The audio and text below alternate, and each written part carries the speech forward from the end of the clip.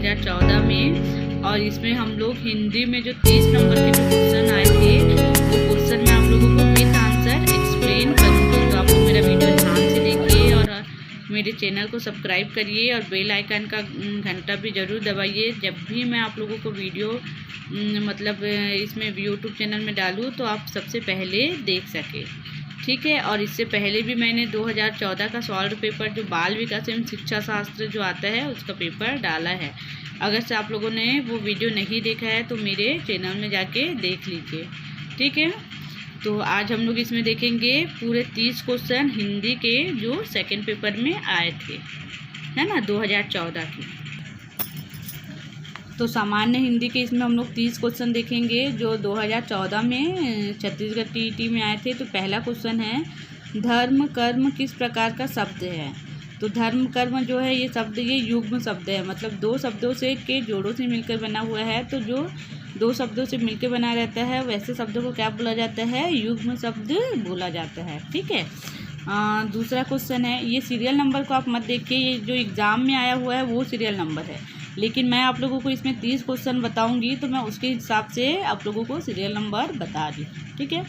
तो दूसरा क्वेश्चन है हम लोगों का, मैंने तो कुछ नहीं किया, प्रस्तुत वाक्य में तो व्याकरण की दृष्टि से क्या है, ठीक है। तो जो शब्द यूज़ हुआ है वो व्याकरण की दृष्टि से उसको क्या बोला जाता है, निपात बोला जाता है, ठीक है।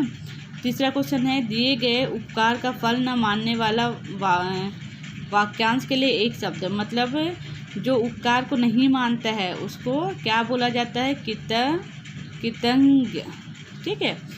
चौथा क्वेश्चन है, निम्नलिखित में से शुद्ध वाक्य है, मतलब 4 वाक्य दिए हुए हैं उसमें से आपको एक शुद्ध वाक्य पहचानना है। तो देखिए पहला वाक्य है, तुलसी की कविता में माधुर्यता है ना। बी है, तुलसी की कविता माधुर्य गुण प्रदान है। सी है, तुलसी की कविता में मधुरतापन है। और डी है, तुलसी की कविता मधुराई से पूर्ण है, ठीक है। तो ये तीनों वाक्य ही गलत है, तो अपना सही उत्तर होगा तुलसी की कविता में मधुर्यता है, ओके। पांचवा क्वेश्चन है, नौ मन तेल होगा ना राधा नाचेगी का भाव है। यह एक कहावत है तो इसका भाव पूछा गया है ना। तो इसका भाव क्या होगा, काम न करने का बहाना बनाना, ठीक है। तो इस 5वें वाले का आंसर होगा ए। अब देखिए इसमें 6वां क्वेश्चन है, निम्नलिखित गद्यांश का ध्यानपूर्वक अध्ययन करके इस पर आधारित प्रश्नों के उत्तर दीजिए, ठीक है। जो गद्यांश दिया हुआ है उसको ध्यान से पढ़ना है और उस पर आधारित जो प्रश्न पूछे गए हैं उनका क्या देना है, हमको उत्तर देना है। इसी गद्यांश से चूज करके ही हमको आंसर बताना रहता है, ठीक है। तो इस प्रकार के क्वेश्चन में क्या किया जाता है, गद्यांश को 2-3 बार सरसरी नज़र से अच्छे से पढ़ लिया जाता है। उसके बाद में जो मेन पॉइंट रहते हैं उसमें टिक किया जाता है। उसके आधार पे क्या किया जाता है, जो प्रश्न पूछे जाते हैं उनका उत्तर दिया जाता है, ठीक है। तो ये आप लोग इसको ध्यान से पढ़िएगा, मैं आप लोगों को दिखा दे रही हूँ और फिर जो प्रश्न हैं उसके उत्तर दीजिएगा, ठीक है।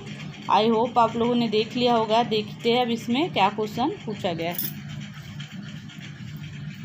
तो गद्यांश का पहला क्वेश्चन है, सामान्य पुरुष की तुलना में महापुरुष में सर्वाधिक विशेषता क्या है।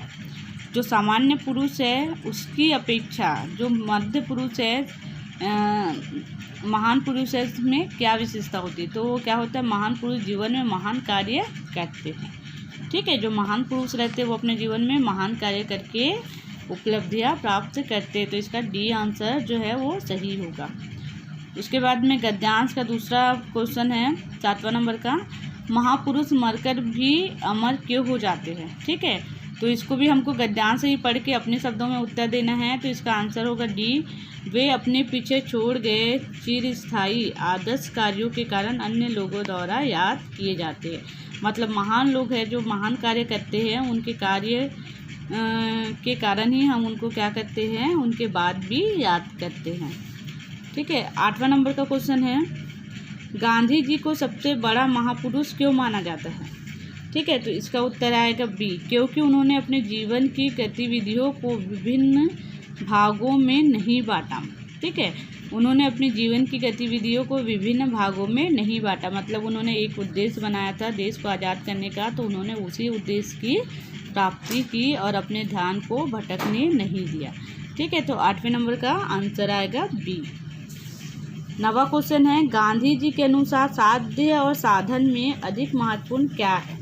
ठीक है, तो ये भी आप लोग गद्यांश पढ़ के आंसर दे सकते हैं। साध्य वह साधन दोनों का पारस्परिक समान महत्व होता है। ठीक है, साध्य रहे तभी हम लोग प्राप्त कर सकते हैं जब हमारे पास में साधन हो, तो दोनों का क्या है, पारस्परिक समान महत्व है। ठीक है, 10वां नंबर का क्वेश्चन है, वर्तनी की दृष्टि से कौन सा शब्द शुद्ध है? ठीक है, 4 शब्द दिए हैं, तो उसमें से हमको एक सही शब्द का चयन करना है, तो इसमें बी होगा विरहिणी। विरहिणी क्या होगा, इन सभी में से सही शब्द होगा। ठीक है, 11वें नंबर का क्वेश्चन है, नैसर्गिक का विलोम है।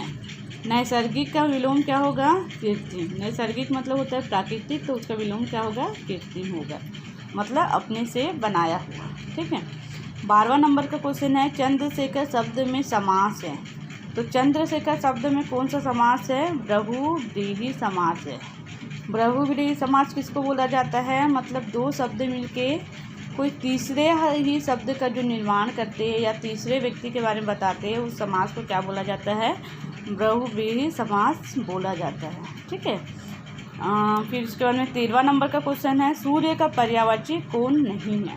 मतलब ये सारे जो दिए हैं उनमें से हमको ये चूज़ करना है कि सूर्य का पर्यायवाची कौन नहीं है। तो आदित्य, दिवाकर और अंशुमाली, ये क्या है, सूर्य के पर्यायवाची है। इसमें जो बी नंबर है सुधांशु, वो जो है सूर्य का पर्यायवाची नहीं है, तो सही आंसर क्या होगा, बी सुधांशु। 14 नंबर का क्वेश्चन है, निम्नलिखित में से पवन का पर्यायवाची शब्द है। पवन का पर्यायवाची क्या होगा, अनिल होगा। ठीक है,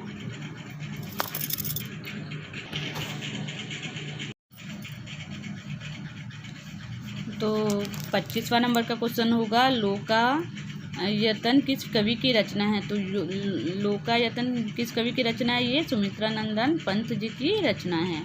फिर उसके बाद में 26वां नंबर का क्वेश्चन होगा, निम्न में से आचार्य चतुर्सेन रचित उपन्यास का नाम है। तो चतुर्सेन रचित उपन्यास का नाम क्या आएगा, सोमनाथ। ठीक है, ये डी आंसर सही होगा। फिर उसके बाद में है 27वें नंबर का क्वेश्चन, हरिप्रसाद हरिपद कोमल कमल से, इस पद में अलंकार है। ठीक है, तो ये इसमें क्या किया गया है, हरि के पद को कमल से भी कोमल बताया गया है, मतलब कमल की तुलना, पैर की तुलना किससे की गई है, उनके पद की तुलना कमल से की गई है। तो यहाँ पर कौन सा अलंकार होगा, यहाँ पर उपमा अलंकार होगा। ठीक है, फिर उसके बाद में 28वें नंबर का क्वेश्चन है, पेड़ पर पक्षी बैठे हैं, इस वाक्य में पेड़ पर पद में कौन सा कारक है? ठीक है, तो कारक आप लोगों को पता ही होगा फ्रेंड्स, कारक कितने प्रकार के होते हैं, 8 प्रकार के होते हैं, और हम लोग इसमें से ये पर शब्द जो है उसको देख के ही बता सकते हैं कि इसमें कौन सा कारण है, इसमें अधिकरण कारण है। ठीक है, फिर उसके बाद में है 29वां नंबर का क्वेश्चन, वह आजकल दिल्ली में है, इस वाक्य में रेखांकित शब्द है। तो इसमें जो आजकल शब्द जो है ये कौन सा शब्द आएगा, ये आएगा बी अव्यव। ठीक है, उसके बाद में है 30वां नंबर का क्वेश्चन, रामचरितमानस की रचना की गई है।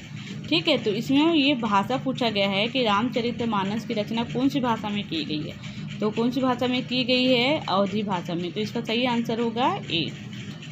फिर उसके बाद में है 31वें नंबर का क्वेश्चन, निम्नलिखित में तत्सम शब्द हैं, तो तत्सम शब्द कौन सा है वो हमको यहाँ पर छांटना है, जलद।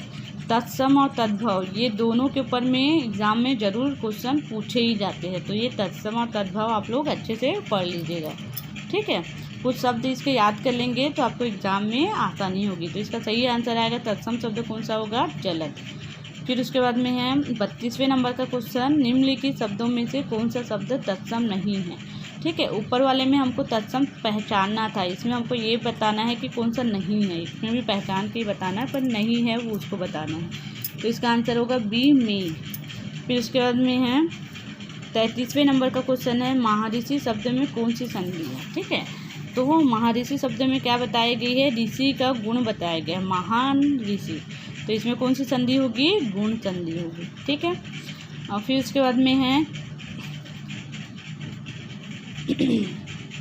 24वें नंबर का क्वेश्चन है, उल्लास का संधि विच्छेद है। तो उल्लास का संधि विच्छेद क्या होगा? उत प्लस लास। ठीक है, तो क्या होगा? उल्लास, है ना। तो इसका आंसर आएगा डी। फिर उसके बाद में 25वें नंबर का क्वेश्चन है, किसी विषय में विद्वता प्राप्त करने के लिए खालिस्तान आवश्यक है। तो क्या आवश्यक है? अध्यवसाय, मतलब हमको उसमें गहन अध्ययन करना पड़ेगा, तभी हम उसमें विद्वानता हासिल कर सकते हैं। तो सही आंसर क्या हो जाएगा? बी हो जाएगा। ठीक है, 26वें नंबर का क्वेश्चन है, सुमित्रानंदन पंत का जन्म खालिस्तान में हुआ था। तो सुमित्रानंदन पंत जो हमारे देश के महान लेखक थे, उनका जन्म कहाँ हुआ था? कौसानी में। कौसानी एक स्थान का नाम है जहाँ पर सुमित्रानंदन पंत का जन्म हुआ था। 27वें नंबर का क्वेश्चन है, भगवान भारतवर्ष में गूंजे हमारी भारती किस कवि की रचना की पंक्ति है?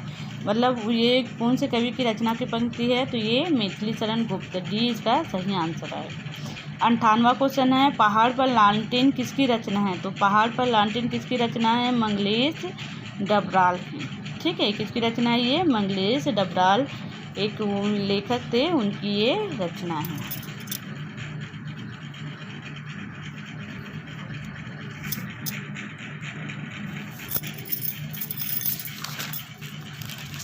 ठीक है, अब 29वें नंबर का क्वेश्चन है, जय शंकर प्रसाद बहुत बड़े नाटककार थे, उन्होंने खालिस्तान नाटक की रचना की। जो जय शंकर प्रसाद बहुत बड़े नाटककार थे, तो उनकी नाटक का क्या नाम था? अजात शत्रु। ठीक है, तो आंसर आएगा ए।